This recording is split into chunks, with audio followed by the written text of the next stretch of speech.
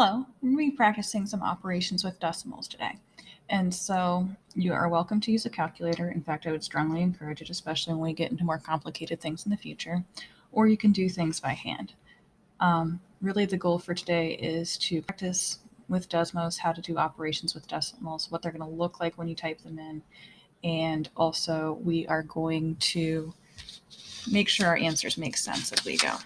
Notice that here, they are not asking us to round to any sort of decimal place. So we are going to write our answers exactly the way we're giving them, not round them at all. So first one is 7.4 times 0.7. So typing in 7.4, pretty straightforward. Remember that when you use the times button, it turns into a times dot. That's perfectly fine. And then 0.7, we get 5.18. Notice that you are getting a smaller number than that 7.4, but when you multiply a number by a number smaller than 1, you get a smaller answer. Let's try another one.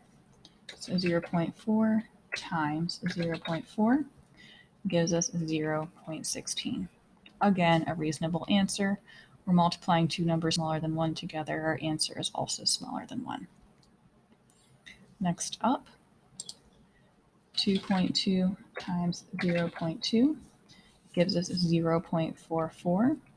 0.44 is smaller than 2.2, but that's okay because we multiplied by a very small decimal. So that's okay. Next up, we have some subtraction. 39.9 minus 0.5.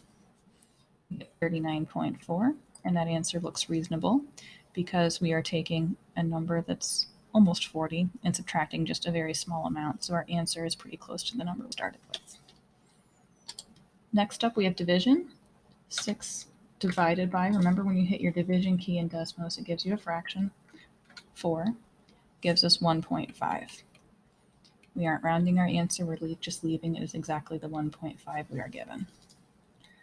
Last but not least, 55.2 plus 67.9 gives us 123.1, which again is a reasonable answer. Adding 55-ish and 68-ish gives us a number that's in the 120s, and that makes perfect sense.